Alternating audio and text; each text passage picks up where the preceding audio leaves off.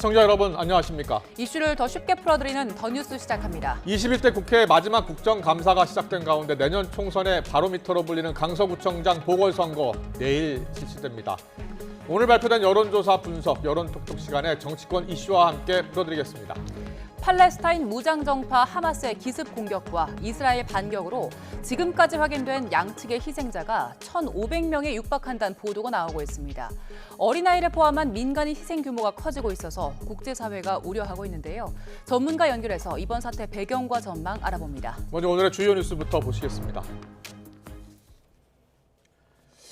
팔레스타인 무장정파 하마스와 이스라엘의 교전 나흘째입니다. 양측에서 1,500명에 달하는 사망자가 나온 가운데 이스라엘에 체류하고 있는 한국인 191명은 오늘 국적기편으로 귀국길에 오릅니다. 이처럼 중동 지역 위기가 고조되면서 국제 유가가 4% 이상 올랐습니다. 하마스 공격의 배후가 이란이란 보도가 나오면서 서방의 대이란 제재가 강화될 가능성과 확전으로 원유 수송에 차질이 생길 수 있다는 우려 때문으로 풀이됩니다. 국내 금융시장은 아직까지 중동발 직격탄을 피한 모습입니다. 정부는 국제 상황에 따른 글로벌 금융시장 변동성이 매우 커졌다고 보고 시장의 흐름을 예의주시하고 있습니다. 윤석열 대통령은 우크라이나 전쟁에 중동 지역 무력 충돌 사태까지 겹쳐 대외 경제 불안 요인이 커질 수 있다고 지적했습니다.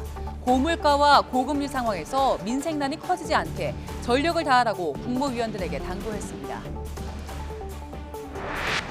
내년 총선을 6개월 앞두고 21대 국회 마지막 국정감사가 시작됐는데 첫날부터 여야가 치열한 공방전을 벌였습니다. 이런 가운데 총선의 전초전으로 평가받는 서울 강서구청장 보궐선거가 하루 앞으로 다가왔습니다. 오늘은 전국 곳곳이 완연한 가을 날씨를 보이며 선선하겠습니다. 다만 해가 지면 기온이 빠르게 떨어지고 동해안인 바람이 거세 너울성 파도가 예상돼 건강과 안전 관리에 주의가 필요합니다.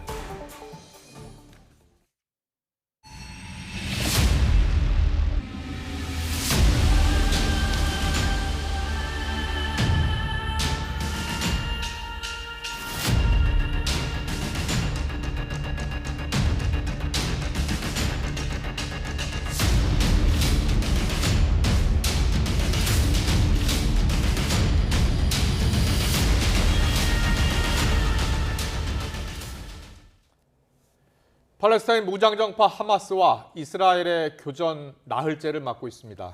양측에서는 지금 1,500명에 달하는 사망자가 나온 것으로 전해지고 있습니다. 이스라엘이 전방위 공세에 나서자 하마스는 민간인 포로를 처형하겠다고 위협했습니다. 이런 가운데 서방 5개국은 공동 성명을 내고 하마스의 공격을 강력 규탄했습니다. 국제부 연결합니다. 최영주 기자. 네, 국제부입니다. 네, 지난 토요일 새벽 하마스의 공격이 시작됐고요. 이후로 사상자 수가 계속 늘고 있는 거죠? 네, 그렇습니다. 팔레스타인 무장정파 하마스와 이스라엘의 교전에서 양측을 합쳐 1,500명에 육박하는 사망자가 나오고 부상자도 6,300여 명으로 늘었습니다. 이스라엘 정부는 하마스의 공격으로 인한 사망자가 800명 이상, 부상자는 2,600명 이상이라고 발표했습니다. 또 가자 지구에 붙잡혀 있는 약 150명의 생사가 불투명해 사망자 수는 더욱 늘어날 것으로 전망했습니다. 이스라엘의 집중 공습이 이어진 가자 지구에서도 인명피해가 속출했는데요. 팔레스타인 보건부는 가자 지구에 대한 이스라엘의 공격으로 지금까지 687명이 숨졌고 3,726명이 다쳤다고 발표했습니다. 네, 하마스가 이스라엘의 폭격이 계속될 경우 민간인 포로를 처형하겠다고 위협했다고요? 네, 인질을 인간 방패로 삼은 하마스의 위협이 계속되고 있습니다. 아부 오바이마 하마스 대변인은 성명을 내고 이스라엘이 민간인 주택을 폭격할 경우 그 보복으로 민간인 포로를 처형할 것이라고 밝혔습니다. 아랍권 언론 알자지라도 하마스 군사 조직인 카삼 여단이 민간인을 표적으로 하는 모든 행위에는 인질 처형이 뒤따를 것이라고 밝혔다고 전했습니다. 하마스는 지난 7일 이스라엘 남부 지역에 침투해 수백 명의 민간인을 살해하고 일부는 인질로 잡아 가자 지구로 끌고 갔습니다. 하마스는 이때 데려간 인질이 100명이 넘는다고 주장했는데 미국과 영국, 프랑스, 독일, 우크라이나 등 외국인들도 다수 포함됐습니다. 네, 이스라엘은 지금 전쟁을 선포한 상황이고요. 예비군 30만 명도 동원했습니다. 가자 지구에 지상군 투입이 초읽기에 들어갔다는 분석도 나오는데 어떻게 전망되고 있습니까? 네, 그동안 이 공습 위주였던 이스라엘의 군사 전략이 지상전으로 바뀔 것이라는 전망이 나오고 있습니다. 앞서 베냐민 네타냐후 이스라엘 총리는 국민에게 앞으로의 상황에 대비하라고 경고했고 이스라엘군은 가자지구 국경 근처 마을에 민간인 대피를 명령했습니다. 미국 뉴욕타임스는 이것이 팔레스타인을 향한 지상전의 서막일지도 모른다고 전망했습니다. 워싱턴 포스트도 이스라엘이 24시간에서 48시간 안에 가자 지구에서 지상작전에 착수할 것으로 보인다고 전했습니다. 다만 하마스가 다국적 인지를 인간 방패로 내세운 만큼 섣불리 지상전을 펼치기는 어려울 것이라는 시각도 있는데요. 영국 일간지 텔레그래프는 이스라엘이 가자 지구에 대한 철통 봉쇄와 지속적인 공습으로 하마스를 굴복시키려는 계획일 수 있다고 분석을 했습니다. 이스라엘이 하마스 지휘부에 대한 암살 작전에 나설 것이라는 외신 보도도 있는데요. 영국 더 타임스는 이스라엘 정부 고위 관리의 말을 인용해 서방이 이슬람 국가와 IS를 대할 때 했던 것처럼 하마스를 겨냥해 모든 방면에서 행동에 나설 것이라고 분석했습니다. 네, 미국이 이스라엘 지원에는 속도를 내고 있는데 지상군 파병에는 선을 긋고 있다고요? 네, 미 백악관은 이스라엘에 미 지상군을 파병할 계획은 없다고 밝혔습니다. 존 커비 백악관 국가안전보장회의 전략소통조정관은 현지 시간 9일 전화브리핑에서 이같이 밝혔습니다. 이는 미국과 이란의 대리전 양상으로 치달을 가능성을 차단한 것으로 풀이됩니다. 커비 조정관은 이란 배후설과 관련해서는 이란은 하마스를 단연간 지원해 왔다며 양측 간의 공모 가능성을 배제하지 않았지만 확실한 증거는 찾지 못했다고 설명했습니다. 네, 그리고 미국과 영국, 프랑스 등 5개국 정상 하마스의 공격을 규탄하는 공동 성명을 냈다고요? 네, 그렇습니다. 미국과 영국, 프랑스, 독일, 이탈리아 등 5개국 정상이 이스라엘에 대한 하마스의 공격을 테러 행동으로 규정하고 규탄했습니다. 정상들은 공동 성명을 내고 하마스의 테러 행위에는 어떠한 정당성도 적법성도 없으며 보편적으로 규탄받아야 한다는 점을 분명히 한다고 밝혔습니다. 그러면서도 팔레스타인 국민의 정당한 열망을 인정하고 있으며 이스라엘인과 팔레스타인 모두에 대해 공정과 자유라는 평등한 조치를 지지한다고 강조했습니다. 하지만 하마스는 그러한 열망을 대변하지 않으며 팔레스타인 국민에게 더 큰 공포와 유혈 사태만 제공할 뿐이라고 지적했습니다. 이는 무장정파 하마스와 팔레스타인 주민을 분리하고 상대적으로 온건한 팔레스타인 자치정부와 하마스를 구분해 대응한다는 입장을 시사한 것으로 풀이됩니다. 지금까지 국제부에서 전해드렸습니다.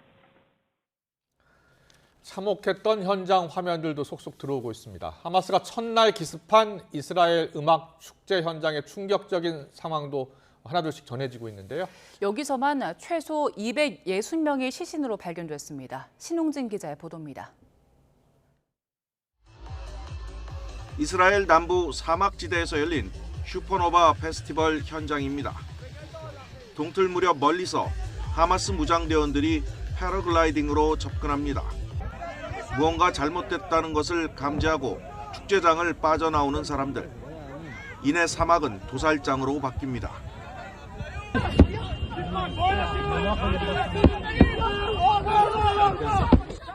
하마스 대원들이 사냥하듯 총을 쏘면서 쫓아오고 젊은이들은 비명을 지르며 도망갑니다. Seriously, it's really living hell. Never seen something like this. I've been in wars, in 2 wars in my life, and never seen anything like this. Bodies all places for the slaughter. They slaughter us there. 차를 타고 도주해도 소용이 없었습니다. 도로를 점거한 하마스가 차량에 연이어 총격을 가합니다. 결국 앞에 서 있던 차를 들이받고 멈췄고 이 운전자의 생사는 확인되지 않았습니다. 이런 식으로 주인을 잃은 차량이 수도 없이 많습니다. 지난 7일 축제 현장에서 실종된 것으로 알려진 사람만 500명. 응급구조단체인 자카는 행사장 주변에서 무려 269의 시신을 발견했다고 밝혔습니다. 실종자 중 상당수는 하마스에 붙잡혀 끌려간 것으로 파악됩니다. 차량 블랙박스와 휴대전화 영상 등을 통해 당시의 참상이 하나둘 전해지고 있습니다. 이스라엘은 물론 각국에서 온 청년들로 가득했던 축제 현장은 이렇게 지옥으로 돌변했습니다. YTN 신웅진입니다. 네, 하마스와 이스라엘의 무력 충돌로 이스라엘에 발이 묶인 우리 한국인 일부가 오늘 귀국길에 오릅니다. 정부는 나머지 잔류자들에 대해서도 출국을 권고하고 있는데요. 박진 외교부 장관은 외국인 인질 가운데 한국인은 없다고 밝혔습니다. 취재기자 연결합니다. 임성재 기자. 네, 통일외교안보부입니다. 네, 먼저 현재 이스라엘에 머물고 있는 우리 국민은 얼마나 됩니까? 네, 현재 이스라엘에 체류 중인 우리 국민은 장기 체류자가 570여 명, 단기 체류자가 480여 명으로 모두 1,050여 명입니다. 단기 체류 국민은 대부분 성지 순례 등을 위해서 여행을 간 여행객들로 현재 항공편이 중단되면서 발이 묶인 상태입니다. 이 가운데 191명이 오늘 귀국길에 오릅니다. 현지 시각으로 오늘 낮 1시 45분에 승객 200여 명을 태울 수 있는 대한항공 KE958 항공편이 이스라엘 텔아비브를 출발할 예정인데요. 이스라엘은 우리와의 시차가 6시간 나기 때문에 이 6시간 뒤쯤에 귀국길에 오르게 되는 겁니다. 이들은 내일 오전 6시 인천공항에 도착합니다. 이스라엘과 하마스의 무력 충돌 사태가 일어난 뒤 현지에서 우리 국적기 귀국편이 운행하는 건 이번이 처음입니다. 또 여행객 가운데 27명은 오늘 중으로 육로를 통해 인근 요르단으로 이동할 예정이고요. 이 30명은 오는 12일, 그러니까 모레 터키 항공을 이용해 출국할 예정입니다. 외교부는 나머지 잔류하고 있는 여행객 230여 명에 대해서도 항공편이나 육로를 통한 출국을 안내하고 있다고 밝혔습니다. 박진 외교부 장관은 국회 외교통일위원회 외교부 국정감사에 출석해 이 한국인 인질 피해가 없는 게 확인됐느냐는 질문을 받고 아직 공관에 접수된 피해 사례는 없다고 답했습니다. 또 단기 체류자들이 직항편을 이용해 귀국할 수 있도록 조치를 취하고 있다고 말했습니다. 상황이 임박할 경우를 대비한 철수 계획이 있느냐는 질문엔 이 철수 방안을 강구 중이라며 이 정부로서는 우리 교민 안전을 위해 최선을 다하겠다고 답했습니다. 지금까지 통일외교안보부에서 전해드렸습니다. 이스라엘과 팔레스타인 무장정파 하마스가 충돌한 가자지구, 어떤 역사가 있는 땅인지 지도를 살펴보면서 알아보죠. 중동 지역인데요. 지중해 옆으로 길게 뻗은 게 바로 이스라엘입니다. 위로는 레바논과 시리아가 있고요. 오른쪽으로는 요르단, 그리고 아래쪽으로는 이집트가 있지요. 이스라엘에는 팔레스타인 주민이 살 수 있는 곳이 정해져 있는데요. 자, 여기 있는 가자지구와 서안지구 두 곳입니다. 지중해와 맞닿아 있는 이곳, 작은데요. 이제 이곳이 중동의 화약고로 불리는 가자지구예요. 그리고 사해와 요단강과 맞닿아 있는 곳이 바로 서안지구입니다. 팔레스타인 사람들은 이 지역에서 4,000년 넘게 살아왔지만 1948년 이스라엘이 들어선 뒤 팔레스타인은 정식 국가가 되지 못했고요. 1994년 이후 팔레스타인의 자치가 시작됐습니다. 이 가자지구는 무장단체인 하마스가, 그리고 서안지구는 온건파인 파타 정권이 장악하고 있습니다. 자, 다시 가자지구를 들여다보죠. 면적은 360제곱킬로미터 정도로 서울의 절반보다 조금 큰 정도인데요. 거주하는 주민은 200만 명이 넘어서 세계에서 인구 밀도가 가장 높은 곳으로 꼽힙니다.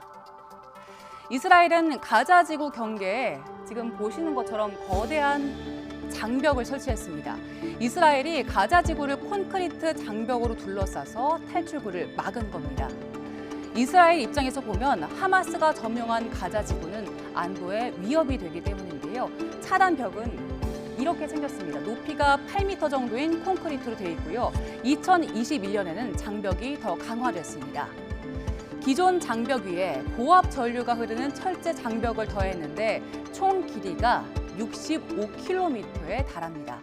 장벽에는 카메라, 레이더와 함께 땅굴 감지용 센서도 장착되어 있습니다. 지중해와 맞닿은 바다까지 이스라엘군이 봉쇄를 하고 있어서 철저히 고립된 겁니다. 사실상 사방이 가로막힌 섬인 건데요. 하마스와 이스라엘 충돌 상황에 대한 전문가의 분석 듣고 잠시 뒤 연결해서 더 자세하게 알아보겠습니다. 생필품이나 물과 전기, 기초의약품까지 이스라엘의 통제하에 있는 가자 지구 사람들은 지난 50년간 창설 없는 감옥 생활을 하고 있다. 이번 공격의 이제 주된 명분이 이런 감옥 생활을 청산하고 싶다는 절망적 상태에 있는 마지막 몸부림이다. 이스라엘이 이제 보복을 공언하고 가자 지구를 초토화시키겠다고 공표했기 때문에 곧 아마 지상전이 시작될 것 같습니다. 네, 이처럼 중동 지역의 위기가 고조되면서 국제 유가가 4% 이상 올랐습니다. 미국 주식시장은 예상과 달리 상승 마감했습니다. 먼저 김진호 기자가 보도합니다. 현지 시간 9일 뉴욕 상업거래소에서 11월 인도 서부 텍사스산 원유 WTI 가격은 전장보다 4.34% 오른 배럴당 86.38달러에 거래를 마쳤습니다. 지난 4월 3일 이후 최대 상승률로 유가는 이틀 연속 올랐습니다. 12월물 브렌트유 가격도 4% 이상 올라 배럴당 88.15달러에 거래를 마쳤습니다. 하마스 공격의 배후가 이란이라는 보도가 나오면서 서방의 대이란 제재가 강화될 가능성과 중동으로의 확전으로 원유 수송에 차질이 생길 수 있다는 우려에 유가가 급등했습니다. 중동에서 발생한 폭력 사태의 희생자들을 위해 1분간 묵념한 뒤 거래를 시작한 뉴욕 증시는 하락세로 장을 시작했습니다. 하지만 중동에서의 무력 충돌로 금리 인상 가능성이 줄어들 것이라는 기대가 나오면서 오후 들어 오름세로 돌아섰습니다. So what's new about the Federal Reserve today is that with the Israeli-Hamas war going on, it's actually decreased the likelihood of a rate hike between now and the end of the year. 지정학적 위기는 단기에 그쳤다는 점에서 시장에 미치는 영향이 제한될 수 있다는 전망이 나왔습니다. 뉴욕 증시 3대 지수는 결국 모두 상승 마감했습니다. 연방정부 휴일인 콜럼버스의 날을 맞아 미국 채권 시장은 휴장해 안전자산인 국채는 이번 사태의 영향을 하루 뒤에 반영할 예정입니다. 증시 전문가들은 지정학적 긴장이 투자 심리를 악화시키고 불확실성을 키울 수 있어 이번 사태가 미칠 영향을 정확히 가늠하는 데는 며칠의 시한이 필요할 것으로 보고 있습니다. YTN 김진호입니다. 자, 우리 금융시장 역시 당장은 직격탄을 피하고 있는 모습입니다. 정부와 한국은행은 그러나 글로벌 금융시장 변동성이 크다고 보고 시장의 흐름을 예의주시하고 있습니다. 취재기자 연결합니다. 나연수 기자. 네, 한국은행입니다. 네, 연휴 사이에 중동에서 지금 무력 충돌이 발생해서 우리 금융시장 바짝 긴장하고 있는데요. 연휴 직후 모습 어떻습니까? 네, 연휴 직후 처음 개장한 우리 금융시장은 두드러진 타격을 받진 않는 모습입니다. 오히려 코스피는 전 거래일보다 1.16% 오른 2436.58에 개장했습니다. 장 초반 2440선까지 회복한 코스피는 오후 들어 내림세를 보이면서 지금은 2410선에서 오르내리고 있습니다. 코스닥 지수도 820.18로 전 거래일보다 소폭 상승 출발했는데요. 지금은 799.87로 오전보다 고전하는 모습입니다. 종목 가운데서는 특히 삼성전자와 SK하이닉스가 나란히 선전하고 있습니다. 중국 공장에 대한 미국 규제가 무기한 유예되며 불확실성이 해소된 점이 즉각 호재로 작용하고 있습니다. 밤사이 뉴욕 증시 3대 지수도 모두 상승 마감한 만큼 우리 증권시장도 큰 낙폭 없이 평소 흐름을 보이고 있습니다. 원달러 환율도 지난주 장 마감 때보다 1.5원 내린 1348.4원으로 개장했습니다. 현재는 1350원대에서 오르내림을 거듭하고 있고요. 이스라엘과 팔레스타인 간 무력 충돌이 단기간에 마무리될 것이다. 이런 전망도 나오면서 달러 인덱스가 보합권을 보인 영향으로 보입니다. 또 지난주 일부 연준 의원이 미국 국채 수익률이 현 수준으로 유지되면 연준이 금리를 추가 인상할 필요가 없다는 등의 완화적 발언을 내놓기도 한 만큼 투자 심리 개선도 감지됩니다. 유가 상황도 보겠습니다.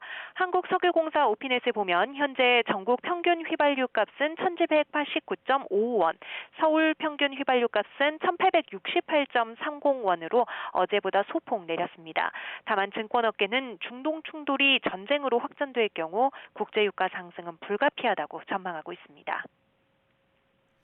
네, 유가는 올랐는데 미국 금융시장도 그렇고요. 우리 금융시장도 큰 충격파는 없는 모습인데요. 전문가들은 향후 전망을 어떻게 보고 있는 겁니까?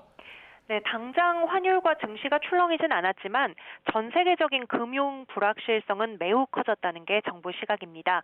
기획재정부와 1급 금융관계기관은 어제 합동 시장 상황 점검 회의를 열어 글로벌 금융시장 변동성이 확대될 수 있다고 우려하고 필요한 경우 상황별 대응 계획을 가동하기로 했습니다. 금융위원회도 오늘 업무 시작과 동시에 긴급 간부 회의를 열고 금융위와 금감원의 면밀한 점검과 대응 태세를 당부했습니다. 지난주 원달러 환율은 잇따라 연고점을 경신하며 경고음을 울린 만큼 한국은행도 시장 상황을 예의주시하며 필요한 경우 시장 안정화 조치에 나서겠다는 방침입니다. 지금까지 한국은행에서 전해드렸습니다. 윤석열 대통령은 우크라이나 전쟁에 이어서 이스라엘과 팔레스타인의 무력 충돌 사태까지 겹쳐 대외 경제 불안 요인이 커질 수 있다고 지적했습니다. 고물가와 고금리 상황에서 민생난이 커지지 않게 전력을 다하라고 국무위원들에게 당부했습니다. 오늘 국무회의에서 강조한 내용이죠. 취재기자 연결합니다. 박소정 기자. 네, 용산 대통령실입니다. 네, 이번 중동 사태 정부도 심각하게 바라보고 있는 거죠? 그렇습니다. 윤석열 대통령은 오전에 국무회의를 주재한 자리에서 먼저 이 이스라엘 팔레스타인 사태부터 언급했습니다. 전면전으로 치닫고 있다면서 이번 사태가 국제 분쟁으로 확대할 가능성도 배제하지 못한다라고 전망했는데요. 과거 중동 지역 무력 분쟁이 국제 유가 상승을 불러오고 인플레이션으로 물가 부담을 더욱 키웠다면서 현재도 우크라이나 전쟁의 중동 사태까지 겹쳐 대외 경제 불안 요인이 커질 수 있다고 우려했습니다. 금리에도 영향을 끼칠 수 있다고 봤는데요. 잠시 들어보겠습니다. 이미 금리가 높은 상황에서 국제 금융시장의 불안이 가중될 경우 국내 금리에 영향을 미치면서 국민의 이자 부담도 증대시킬 수 있습니다. 윤 대통령은 고물가와 고금리가 실질 소득 감소 효과를 낳고 경기 회복세에 부정적인 영향을 줄 것이라며 정부가 민생의 어려움이 가중되지 않도록 전력을 다하라고 강조했습니다. 국내외 경제 금융 상황을 실시간 주시하면서 위험 관리를 철저히 하라고 주문하고 구체적인 방안으로는 물가 안정과 서민 금융 안전, 에너지 취약계층 지원을 짚었습니다. 직접 들어보겠습니다. 아울러 국민들의 생활 물가 안정 방안과 서민 금융 안전 장치를 확실하게 마련하고 동절기 대비 에너지 취약계층 지원도 철저하게 챙겨주시기 바랍니다. 외교부를 중심으로는 교민과 여행객의 안전 대책을 마련하라고 당부를 했습니다. 윤 대통령은 이와 함께 초중고등학생 19만여 명이 도박 위험 집단이라는 최근 조사 결과를 언급하면서 청소년 불법 도박의 심각성을 지적했습니다. 도박 빚을 갚기 위해 사채, 마약 배달 등 2차 범죄까지 연루돼 사태가 심각하다고 진단한 뒤 법무부와 교육부 등 관계부처가 참여하는 범부처 대응팀을 조속히 출범시키라고 지시했습니다. 앞서 경찰청 국가수사본부는 지난달 26일 내년 3월 말까지 6개월 동안 청소년 도박 특별 단속에 들어간다고 밝힌 바 있습니다. 지금까지 용산 대통령실에서 YTN 박소정입니다. 팔레스타인 무장단체 하마스가 그동안 중동 지역에 많이 수출된 북한제 무기인 로켓 추진 유탄 발사기를 사용한 정황이 포착됐다고 미국 자유아시아 방송이 보도했습니다. 방송은 하마스 대원들의 영상에서 대원 중 한 명이 북한에서 제작된 F7 고폭 파편 로켓을 가진 걸 볼 수 있다며 군사 전문 블로거의 주장을 인용해 전했습니다. 미국 국방정보국 출신 브루스 벡톨 엔젤로 주립대 교수는 방송에서 하마스가 이전부터 북한제 F7을 사용해왔다며 이번 전쟁에서 F7뿐 아니라 다른 북한제 무기들도 사용됐을 가능성이 크다고 말했습니다. 신원식 국방부 장관은 9.19 남북 군사합의의 효력을 최대한 빨리 정지시키겠다는 입장을 밝혔습니다. 신 장관은 취임 후 첫 기자실을 방문해 9.19 군사합의 효력 정지는 국무회의 의결만 거치면 되는 걸로 알고 있다며 이같이 말했습니다. 이어 우리나라는 팔레스타인 무장정파 하마스의 공격보다 훨씬 강도 높은 위협 앞에 놓여 있는데 9.19 군사합의서상 비행금지 구역은 북한의 임박한 도발 징후를 실시간 감시하는 데 굉장히 제한되고 있다고 강조했습니다. 북한은 이번 달 발사를 예고한 군사 정찰 위성이 미국 우주군 확충에 대응하기 위한 전략적 선택이라고 주장했습니다. 북한 국가항공우주기술총국 연구사 리성진은 조선중앙통신에 올린 글에서 미국이 한반도와 그 주변 지역에 우주군을 대대적으로 끌어들이면서 핵 선제 공격을 궁극적인 목표로 한 우주 군사화에 열을 올리는 상황이라며 이같이 밝혔습니다. 21대 국회 마지막 국정감사가 내년 총선을 6개월 앞두고 막을 올렸습니다. 첫날부터 여야의 신경전이 이어지고 있는데요. 총선의 전초전으로 평가받는 서울 강서구청장 보궐선거는 하루 앞으로 다가왔습니다. 국회 연결합니다. 나혜인 기자. 네, 국회입니다. 네, 국정감사가 오늘부터 24일 동안 진행되는데 첫날 어떻게 진행되고 있습니까? 네, 여야의 주도권 싸움이 시작부터 치열합니다. 오전에 신원식 신임 국방장관이 출석한 국방부 국감은 시작조차 못하고 파행했습니다.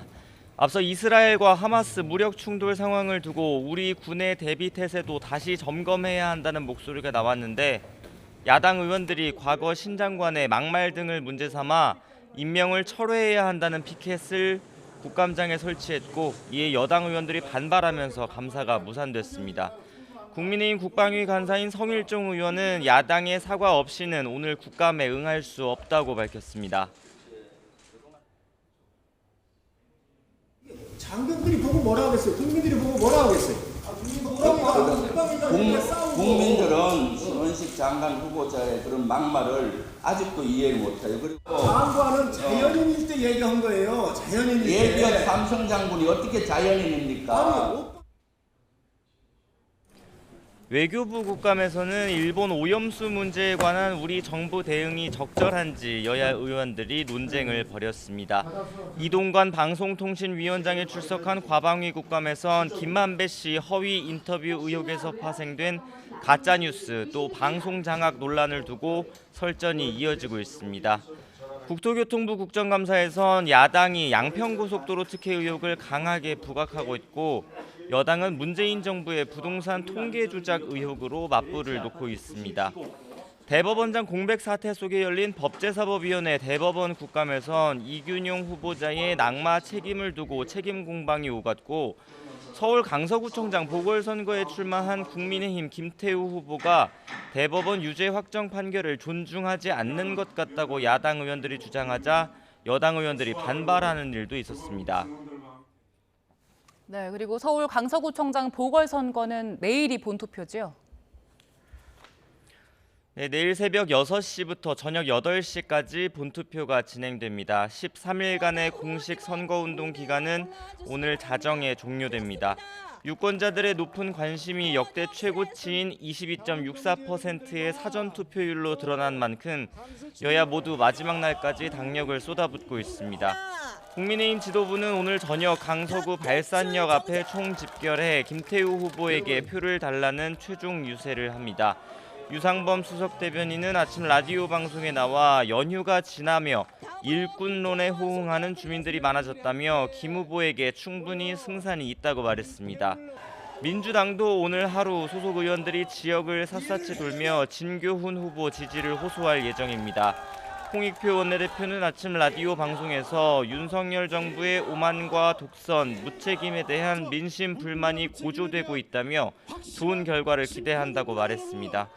이 밖에 정의당 권수정 후보, 진보당 권혜인 후보 등 군소정당 후보들도 지도부와 함께 끝까지 한 표를 호소하고 있습니다. 내일 선거 결과에 따라 각 당의 내년 총선 전략도 재정비될 것으로 보입니다. 지금까지 국회에서 전해드렸습니다. 카카오가 운영하는 포털 다음이 문재인 전 대통령의 지지 세력을 비판하는 표현인 대깨문을 인공지능 기반의 댓글 필터링 기능으로 가려운 걸로 나타났습니다. 국회 과학기술정보방송통신위원회 소속 국민의힘 박성중 의원실 자료를 보면 다음의 기사 댓글에 해당 표현을 쓰면 자동으로 걸러집니다.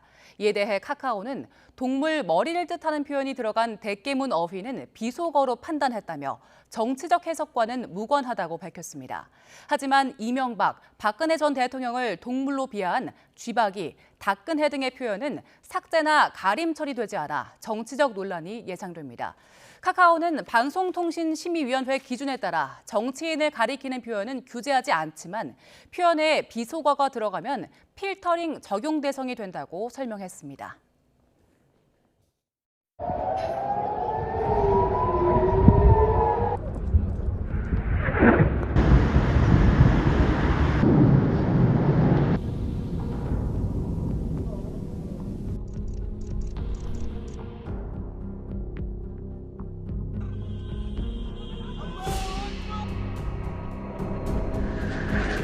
האויב ישלם מחיר שהוא לא ידע כמותו. אני קורא בינתיים לכל אזרחי ישראל.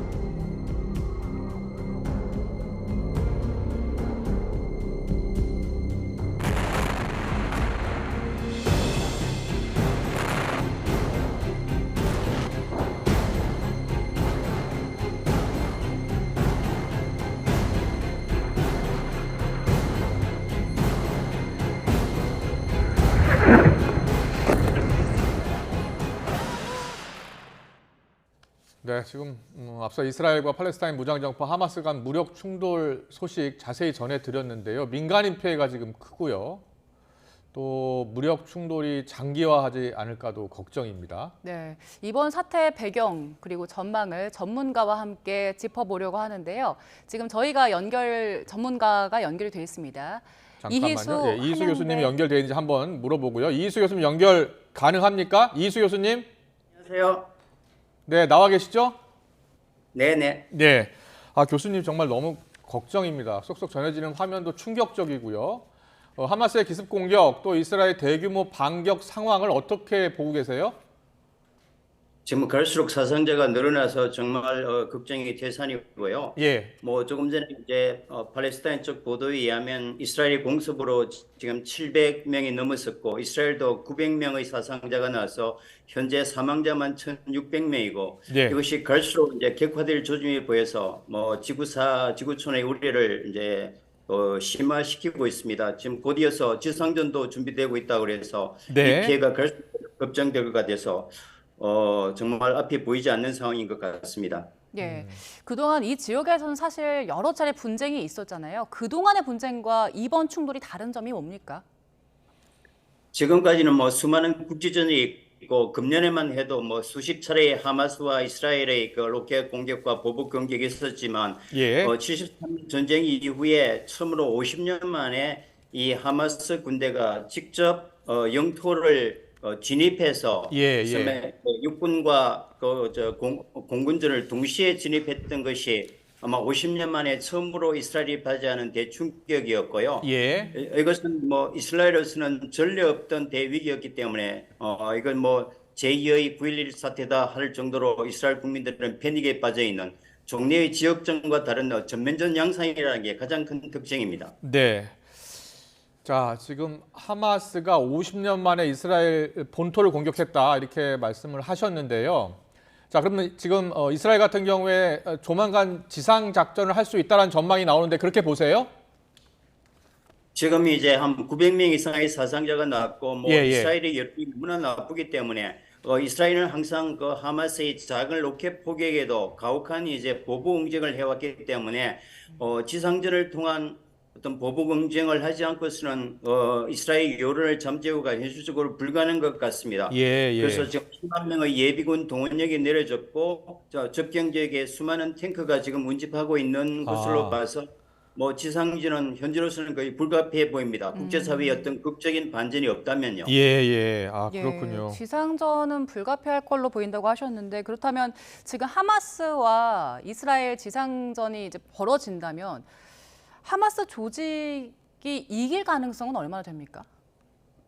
지금 하마스가 사실은 자치정부의 성격이고 복지기구의 기능을 하고 있고 민간과 하마스가 실질적 구분이 불가능합니다. 대부분의 하마스 관공서나 이런 기관에도 민간 아파트가 같이 거주해 있는 상태에서요. 물론 하마스에 대한 부분적인 표적 괴멸은 가능하겠지만 수많은 민간인의 희생이 불가피합니다. 지금까지 전례를 보면 하마스에 대한 공중 폭격으로 한 70-80%가 민간인 희생이 일어났거든요. 예. 그래서 실제로 지상전을 통한 하마스 괴멸은 하나의 상징적인 효과가 있지 어떤 실질적인 효과를 거두기에는 현장 상황을 보면 매우 힘들어 보입니다. 그렇군요. 자, 가자 지구는 사실상 이제 고립된 상황이었고요. 그리고 군사력을 봤을 때는 이스라엘이 워낙 앞서 있다라고 잘 알려져 있는 상황이고요. 그런데도 하마스가 기습 공격에 나선 이유는 어디에 있는 겁니까? 전략적으로 보면 승산 가능성은 거의 없는 거죠. 예. 그러나 지난 2007년 이후에 15년 동안 실제로 가자 지구는 최대의 통제 속에서 민생의 고통이 지금 극에 달해 있습니다. 예. 물과 전기가 제대로 공급되지 못하고 기초 의료 보호를 받지 못하고 있습니다. 네. 그리고 이제 최근에는 물이 오염돼서 신생아들의 사망도 늘어나고 50% 달하는 실업률. 이제는 더 이상 이런 상태에서 살 수 없고 국제사회의 외면 속에 있기 때문에 이 절박한 상황을 국제사회에 알리는 게 가장 큰 목적이었고요. 예. 그러나 국제사회의 정세는 하마스의 의도와는 정반대로 믿었던 아랍 형제 국가들이 이스라엘과 수교하고 또 이슬람의 종주국인 사우디조차도 이스라엘과 수교를 논의하는 과정에서 팔레스타인 문제는 묻힐 수 있다는 극단의 위기 상황이 그렇군요. 이 시점에 하마스가 정말 성선 없는 놀라운 작전을 벌인 것 같고요. 네. 이미 하마스는 이스라엘 영내에 침입해서 군사시설을 공격하고 수많은 희생을 남김으로써 이미 목표는 달성했다고 봅니다. 그래서 네. 하마스 내에서 승리 축제의 분위기가 지금 감지되고 있습니다. 그렇군요. 예. 그동안 그 하마스가 민생 경제 위기 말씀하신 그런 위기를 강조를 해왔고 또 대규모 군사 작전은 꽤 오랫동안 숨겨왔다고 보도가 되더라고요. 그래서 이스라엘이 방심한 틈을 타서 기습 공격을 했다는 이야기들이 있던데 이 상황이 맞습니까? 이렇게 대규모는 전혀 예상 못했던 게 맞는 것 같고요. 이스라엘의 목표를 종합해 보면 부분적인 로켓포였지만 이 한 5,000발의 로켓포를 은닉해서 이스라엘 영내를 침입해서 공격을 할 거라는 것은 이스라엘 정부 당국이나 이스라엘 기본적 패턴으로 전혀 이해하지 못했던 것 같고요. 이것이 충격으로 다가왔고 대규모의 인명 손실로 이어졌던 것 같습니다. 정보 실패에 대한 자체의 어떤 여론이 지금 상당히 나빠지고 있는 분위기인 것 같습니다. 이스라엘 내에서. 그렇군요. 자, 이스라엘이 세계 최고의 정보력을 갖춘 정보기관들이 있습니다. 모사드 있고요. 그런데 왜 전혀 간파하지 못했을까요?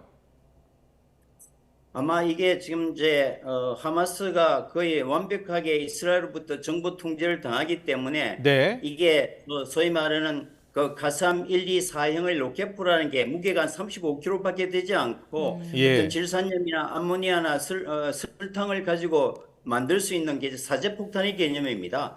그리고 이제 수십 개의 지하 땅굴을 통해서 부품을 가지고 이제 조립할 수 있는 능력이 있었기 때문에 지하에서 엄밀하게 이루어지는 것을 이스라엘 정부 당국이 충분히 파악하지 못했던 것 같고요. 이 수많은 개수를 파악하지 못했을 뿐만 아니라 이 수천 개의 로켓을 동시에 쏠 거라는 걸 예측하지 못했던 것이 이스라엘의 큰 허점이었죠. 그리고 이스라엘 방공망 중에서 아이언돔이요. 이거는 현존하는 방어 시스템 중에서 가장 진보했다 이런 평가를 받았는데 이 아이언돔도 속수무책이었죠? 아이언돔이란 게 한 60발, 100발은 할 수 있지만 갑자기 5,000발 좀 숫자는 과장됐습니다만 이스라엘 발표만 이해도 지난 10년 동안에 쏘아올렸던 전 로켓 수가 한 5,000발 정도 되거든요. 그걸 하루 사이에 5,000발 쏘았으니까 아무리 아이언돔이라도 완전 요격은 거의 군사적으로 불가능했다고 전문가들이 그렇게 말씀하고 있습니다. 그렇군요. 그런데요, 교수님 전문가시니까요. 지금 하마스가 무기를 직접 생산하지도 못할 것이고요. 고립된 지역에 있잖아요. 그런데 그 많은 공격 무기를 어디서 구했을까요? 지금 저희서 국제법적으로 하마스는 무장을 못하게 되어 있습니다. 그래서 사실 전투기 탱크 한 대도 없는 거거든요. 그래서 지금 이제 삼면이 이스라엘보다 완벽하게 통제되어 있기 때문에 주요한 생필품이나 의료품이나 이런 군사 부품들은 이집트와 연결되어 있는 수십 개의 땅굴을 통해서 전해오고요. 또 유일하게 지중해 쪽에 해상이 열렸기 때문에 그 밀수 선박을 이용해서 부분적으로 조직적으로 이제 조달해 왔던 것 같고요. 이건 이제 오랜 시간에 걸쳐서 철저하고 치밀하게 이제 준비해 왔던 것 같습니다. 그렇군요. 네. 예. 지금 이스라엘에서 이제 지상전을 예고한 상황이어서 뭐 아까 불가피할 것이다라고 말씀하셨는데 지금 인질로 이스라엘인들이 잡혀 있잖아요. 이런 인질이 지금 변수가 될 수 있는 가능성도 있습니까? 네, 그게 이제 이스라엘이 작전을 더디게 하는 주저하는 가장 큰 이유인데요. 네. 1차적으로는 좀 장기적으로는 이스라엘에 수용돼 있는 한 5천 명 이상의 팔레스타인 포로와의 교환 협상이 있을 거고, 네. 그런데 두 번째 이제 인질 납치의 가장 큰 목적은 뭐 이스라엘이 지상전에 대비해서 인간 반표로 쓰겠다는 목적이고, 이걸 또 공공연히 공표하고 있습니다. 하마스 쪽에서. 예, 그런 예. 면에서 인질이 지상전의 가장 큰 변수인 건 틀림없지만 지금 이스라엘의 여론이 너무 악화되어 있기 때문에 또 이스라엘 입장에서는 그 인질 협상은 별도의 채널을 통해서 진행하면서도 지상전은 감행할 수밖에 없는 지금 어떤 딜레마 상황인 것 같습니다. 그렇군요. 지금 지상전을 감행할 수밖에 없는 상황이다. 그리고 지금 이스라엘 내 여론도 좋지 않다라는 말씀해 주셨는데요. 지금 속속 전해지는 소식을 보면요. 실제로 지상전을 지금 준비하고 있는 것 같아요. 그럼 지상전까지 준비하게 되면 이게 이스라엘의 최종 목표는 뭐가 될 것으로 보세요? 뭐 최종 목표는 뭐 이제 공공연히 이스라엘 국방장관이 이제 공언한 대로 그 하마스의 괴멸과 최소한 하마스가 가자 지구 내에서 자치정부의 능력을 이제 상실시키는 것이다. 이게 이제 목표인데 예. 사실상 하마스와 주민은 일심동체로 서로 섞여 있기 때문에 네. 거기서 하마스를 이제 표집해서 그 선별적으로 괴멸하는 것은 이제 힘들어 보입니다. 네, 그런 면에서 지금보다는 하마스의 공격 능력을 현저히 저하시키는 효과는 있겠지만 네. 완전 괴물을 기대하기는 어려울 것 같고요. 예. 이제 그리고 그 과정에서 수많은 민간인 희생이 불보듯이 뻔하니까 그러니까요. 그러면 국제사회 여론이 나빠질 거고 예. 이 이제 나빠진 국제 여론 속에서 이 무모한 지상전을 계속할까 뭐 그런 면에서 어느 정도 이스라엘 여론을 잠재우는 선에서 지상전이 마무리될 가능성도 크죠. 네, 네. 뭐 과거의 전례를 보면 한 40일, 50일 전쟁도 한 전례가 있기 때문에 이것이 예. 만 일주일을 단시간 내에 끝날 것 같지는 않습니다. 일단 아. 지상전이 시작되면은. 예, 예. 알겠습니다. 그리고 지금 저희가 이 시각 APTN 생중계 화면을 지금 전해드리고 있는데요. 교수님께서 말씀하신 대로 지금 이스라엘 국기를 단 탱크들이 집결을 하고 있습니다. 조만간 지상전이 일어날 가능성도 높아지고 있는 것 같은데요. 교수님, 지금 혹시 화면 보실 수 있습니까?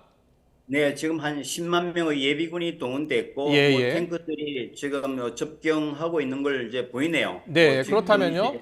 외신 보도도 또 그렇게 나오고 있습니다. 예, 교수님 그렇다면요. 지금 가자 지구에 하마스 같은 경우에는 무기를 가질 수 없고 또 탱크 같은 저런 대응 무기가 없는 거 아닙니까, 전혀?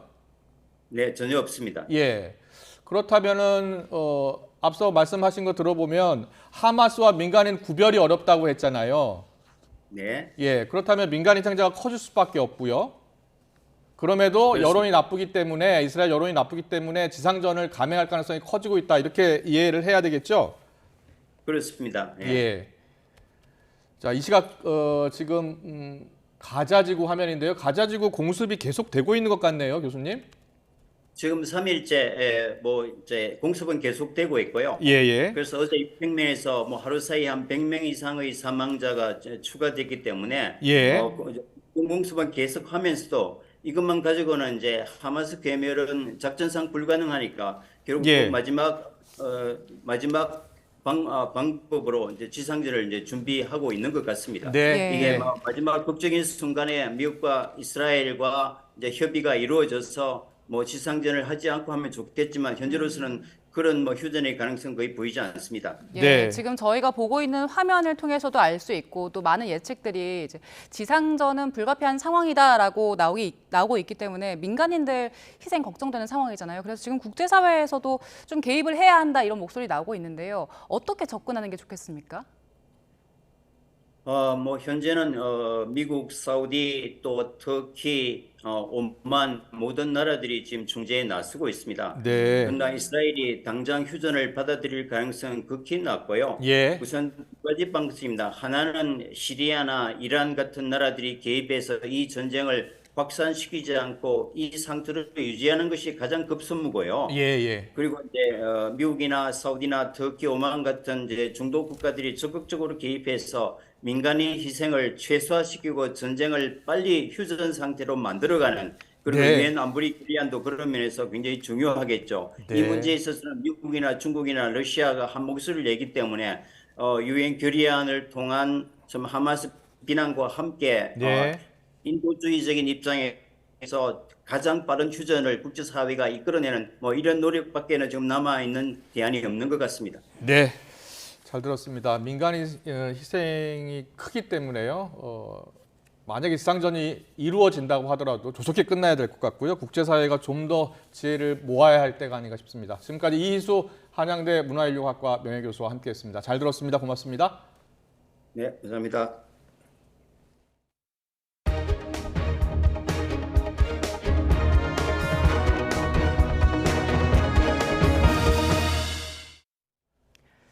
아프가니스탄에서 지난 7일 발생한 강진으로 인한 사상자가 4,500명을 넘어선 걸로 보입니다. 스페인 EFE 통신에 따르면 아프간 재난관리본부는 약 4,500명이 넘는 사망자와 부상자가 발생했고 그 수는 계속 늘어날 거라고 말했습니다. 현재까지 사망자 수는 약 2,400명, 부상자 수는 2,000여 명 정도로 추산되고 있습니다. 아프간 재난관리부는 또 35개 팀이 수색 작업을 벌이고 있다면서 이 지역 상황이 매우 긴급하고 모든 종류의 지원이 필요하다고 강조했습니다. 앞서 지난 7일 아프간 서부 헤라트주에서 규모 6.3의 강진이 발생했고 여진이 여러 차례 이어지면서 마을이 초토화됐습니다. 다음 소식입니다. 직장에서 벌어지는 폭행이나 폭언, 업무 배제 등을 막기 위해서 지난 2019년부터 직장 내에 괴롭힘 금지법이 시행되고 있습니다. 그런데 5인 미만 사업장 노동자를 포함해서 이 법의 보호를 받지 못하는 사람들이 많아서 제도 개선이 필요하다는 목소리가 나옵니다. 김다현 기자의 보도입니다. A씨는 지난해 여름 서울에 있는 한 의료기관에 취직했습니다. 작은 의원이어도 경험을 쌓아 많은 환자에게 도움을 주고 싶었습니다. 하지만 그런 꿈은 얼마 가지 않아 꺾이고 말았습니다. 이유도 모른 채 직장 상사에게 괴롭힘을 당하기 시작했기 때문입니다. 환자랑 저를 향해서 물건을 확 밀친다거나 물건을 집어 던진다거나 다들 그거를 보고도 묵과를 하더라고요. 저는 그게 사실 제일 큰 상처였고. 계속되는 괴롭힘에 공황발작까지 나타나 출근을 못했더니 고용주는 사흘 연속 무단결근했다며 A씨에게 해고를 통보했습니다. 억울했던 A씨는 직장 내 괴롭힘을 신고하려고 고용노동부에 전화했지만 아무 도움도 받을 수 없었습니다. 거기에 전화를 해서 얘기를 했더니 5인 미만은 죄송한데 상담이 어렵다고 답변이 돌아왔고요. 근로기준법은 상시 5인 이상 근로자를 둔 사업장에만 적용됩니다. 5인 미만 사업장의 경우 대통령령이 정한 일부 조항만 적용받는데 직장 내 괴롭힘을 금지한 76조 2는 여기에 포함되지 않습니다. 그러나 5인 미만 사업장이야말로 노동 환경이 열악할 가능성이 상대적으로 큰 만큼 법의 보호가 더 절실하다는 목소리가 높습니다. 또 택배기사처럼 일종의 개인 사업자로 분류되는 특수고용 노동자나 프리랜서 등에는 아예 근로기준법이 적용되지 않아서 역시 직장 내 괴롭힘 금지법 사각지대에 있습니다. 이런 모든 노동자들은 근로기준법의 직장 내 괴롭힘 금지 조항을 적용받지 못하고 있는데요. 이 숫자를 모두 합치면 1,000만 명 정도로 파악되고 있습니다. 현재 국회에는 4명 이하의 근로자를 둔 사업장에 직장 내 괴롭힘 금지법을 확대 적용하도록 하는 법안이 발의됐지만 아직 소관 상임위에 계류하고 있습니다. YTN 김다현입니다. 네, 이 시각 간추린 뉴스입니다. 지난 8월 경기 성남시 분당구에서 인도로 차를 몰아 돌진하고 행인에게 마구 흉기를 휘둘러 14명의 사상자를 낸 최원정이 법정에서 정신감정을 신청했습니다. 유족들은 반성문을 쓰거나 병이 있다는 이유로 법이 약해지면 안 된다면서 재판부가 정신감정 신청을 받아들이면 안 된다고 강조했습니다. 민주당 이정문 의원이 한국소비자원에서 받은 자료를 보면 지난 2018년부터 올해 8월까지 접수된 온라인 쇼핑몰 소비자 피해 구제 건수 12,000여 건 중 네이버가 전체 사례의 30%를 차지했습니다. 원희룡 국토교통부 장관은 오늘 국회 국토교통위원회 국정감사에서 물량 추가 확보와 패스트트랙 적용, 철저한 공정관리를 통해서 공공주택 공급을 확대하겠다고 했습니다. 해병대원 순직 사건을 수사하던 박정훈 전 해병대 수사단장이 항명 등의 혐의로 재판에 넘겨진 가운데 군 검찰이 사건의 본질을 가리기 위해 무리한 기소를 감행했다는 군 인권센터와 박 전 단장 변호인단의 비판이 나왔습니다. 미국 샌프란시스코 주재 중국 총영사관에 괴한이 차량을 몰고 돌진해 영사관 건물이 파손되고 영사관 직원과 방문객 등이 놀라 대피했으며 용의자는 숨진 것으로 알려졌습니다.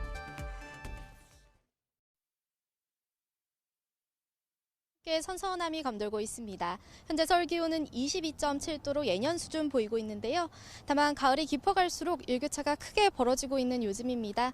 해가 지면 기온이 다시 20도 아래로 내려가 쌀쌀해지니까요. 감기에 걸리지 않도록 옷차림과 건강 관리에 각별히 신경 써주시기 바랍니다. 오늘에 이어 내일도 대체로 맑은 하늘이 함께하겠습니다. 내일 아침 기온은 예년 수준 보이겠습니다. 서울 13도, 대전과 대구 12도에서 출발하겠습니다. 다만 기온이 크게 떨어지는 강원 내륙과 산간에서는 서리가 내리는 곳이 있어 농작물 관리에 유의하셔야겠습니다. 내일 낮 기온은 가을볕이 내리쬐며 오늘만큼 올라 선선하겠습니다. 서울과 대전 23도, 광주 24도까지 올라 일교차가 크게 벌어지겠습니다. 남은 한 주도 별다른 비 소식 없이 대체로 맑은 날씨가 이어지겠습니다. 큰 일교차만 유의하신다면 완연한 가을을 느끼기 참 좋겠습니다. 오늘 동해안을 중심으로는 강한 바람과 함께 너울성 파도도 높게 일겠습니다. 이 지역에 계신 분들은 해안가 안전사고에 각별히 유의하시기 바랍니다. 지금까지 YTN 원희다입니다. 네, 21대 국회 마지막 국정감사가 시작된 가운데 내년 총선의 바로미터로 불리는 강서구청장 보궐선거 내일 실시됩니다. 오늘 발표된 여론조사 분석은 잠시 뒤 여론톡톡 시간에 정치권 이슈와 함께 풀어드리겠습니다.